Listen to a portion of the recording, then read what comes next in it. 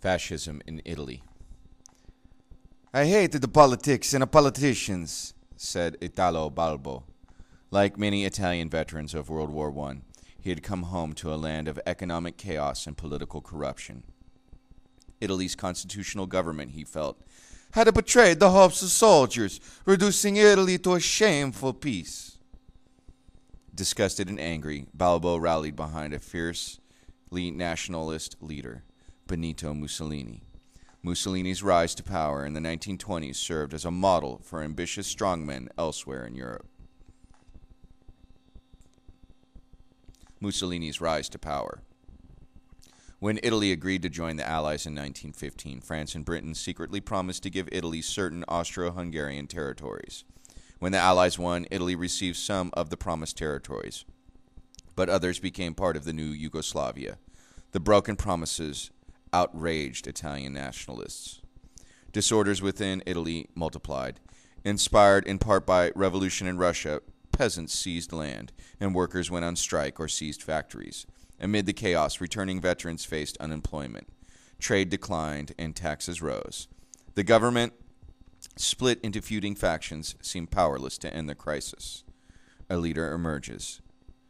Into this turmoil stepped Benito Mussolini, the son of a socialist blacksmith and teacher. Mussolini had been a socialist in his youth. During the war, however, he rejected socialism for intense nationalism. In 1919, he organized veterans and other discontented Italians into the Fascist Party. They took the name from the Latin fasces, a bundle of sticks wrapped around an axe. In ancient Rome, the fasces symbolized unity and authority. Mussolini was a fiery and charismatic speaker. He promised to end corruption and replace turmoil with order. He also spoke of reviving Roman greatness, pledging in turn to turn the Mediterranean into a Roman lake once again. Mussolini gains control. Mussolini organized his supporters into combat squads. These squads wore black shirts to emulate an earlier nationalist revolt. These black shirts, or party militants, rejected democratic processes in favor of violent action. They broke up socialist rallies, smashed leftist presses, and attacked farmers' cooperatives. Fascist gangs used intimidation and terror to oust elected officials in northern Italy. Many Italians accepted these actions because they, too, had lost faith in constitutional government. In 1922, the fascists made a bid for power. At a rally in Naples, they announced their intention to go to Rome to demand that the government make changes. In the March on Rome, tens of thousands of fascists swarmed towards the capital. Fearing civil war, King Victor Emmanuel III asked Mussolini to form a government as prime minister. Mussolini entered the city triumphantly on October 30, 1922. He thus obtained a nominally legal constitutional appointment from the king to lead Italy. Mussolini's rule. At first, fascists held only a few cabinet posts in the new government. By 1925, though, Mussolini had assumed more power and taken the title Il Duce, the leader. He suppressed rival parties, muzzled the press, rigged elections, and replaced elected officials with fascist supporters. In 1929, Mussolini received support from Pope Pius XI in return for recognizing Vatican City as an independent state, although the Pope continued to disagree with some of Mussolini's goals. In theory, Italy remained a parliamentary monarchy. In fact, it was a dictatorship upheld by terror. Critics were thrown into prison, forced into exile, or murdered. Secret police and propaganda bolstered the regime. State control of the economy. To spur economic growth and end conflicts between owners and workers, Mussolini brought the economy under state control. However, he preserved capitalism. Under Mussolini's corporate state, representatives of business, labor, government, and the Fascist Party controlled industry, agriculture, and trade. Mussolini's system favored the upper classes and industrial leaders. Although production increased, success came at the expense of workers. They were forbidden to strike, and their wages were kept low. The individual and the state. In Mussolini's new system, loyalty to the state replaced conflicting individual goals. To fascists, the glorious state was all-important, and the individual was unimportant except as a member of the state. Men, women, and children were bombarded with slogans glorifying the state and Mussolini. Believe, obey, fight, Loudspeakers blared and posters proclaimed. Men were urged to be ruthless, selfless warriors fighting for the glory of Italy. Women were pushed out of paying jobs. Instead, Mussolini called on women to win the battle of motherhood. Those who bore more than 14 children were given a medal by Il Duce himself. Shaping the young was a major fascist goal. Fascist youth groups toughened children and taught them to obey strict military discipline. Boys and girls learned about the glories of ancient Rome. Young fascists marched in torchlight parades, singing patriotic hymns and chanting, "Mussolini is always right." By 1930, a generation of young soldiers stood ready to back Il Duce's drive to expand Italian power. The nature of fascism.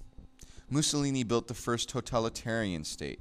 In this form of government, a one-party dictatorship attempts to regulate every aspect of the lives of its citizens. Other dictators, notably Stalin and Hitler, followed Mussolini's lead. Mussolini's rule was fascist in nature, as was Hitler's. But totalitarian governments rise under other kinds of ideology as well, such as communism in Stalin's Soviet Union. What is fascism? Historians still debate the real nature of Mussolini's fascist ideology. Mussolini coined the term, but fascists had no unifying theory as Marxists did. Today, we generally use the term fascism to describe any centralized, authoritarian government that is not communist, whose policies glorify the state over the individual and are destructive to basic human rights. In the 1920s and 1930s, though, fascism meant different things in different countries. All forms of fascism, however, shared some basic features. They were rooted in extreme nationalism. Fascists glorified action, violence, discipline, and above all, blind loyalty to the state. Fascists also pursued aggressive foreign expansion, echoing the idea of survival of the fittest. Fascist leaders glorified warfare as a noble struggle for survival. Fascists were also anti-democratic. They rejected faith in reason and the concepts of equality and liberty. To them, democracy led to corruption and weakness and put individual or class interests above national goals. Instead, fascists emphasized emotion and the supremacy of the state. The appeal of fascism. Given its restrictions on individual freedom, why did fascism appeal to many Italians? First, it promised a strong, stable government and an end to the political feuding that had paralyzed democracy in Italy. Mussolini projected a sense of power and confidence at a time of disorder and despair. Mussolini's intense nationalism also revived national pride. At first, newspapers in Britain, France, and North America applauded the discipline and order of Mussolini's government. "He got the trains running on time," admirers said. Only later, when Mussolini embarked on a course of foreign conquest, did Western democracies protest. Fascism compared to communism. Fascists were the sworn enemies of socialists and communists. While communists worked for international change, fascists pursued nationalist goals. Fascists supported a society with defined classes. They found allies among business leaders, wealthy landowners, and the lower middle class. Communists touted a classless society. They won support among both urban and agricultural workers. Despite such differences, the products of these two ideologies had much in common. Both drew their power by inspiring a blind devotion to the state or a charismatic leader as the embodiment of the state. Both used terror to guard their power. Both flourished during economic hard times by promoting extreme programs of social change. In both, a party elite claimed to rule in the name of national interest. Looking ahead. Three systems of government competed for influence in post-war Europe. Democracy endured in Britain and France, but faced an uphill struggle in hard times. Communism emerged in Russia and won support elsewhere. In Italy, fascism offered a different option. As the Great Depression spread, other nations, most notably Germany, looked to fascist leaders.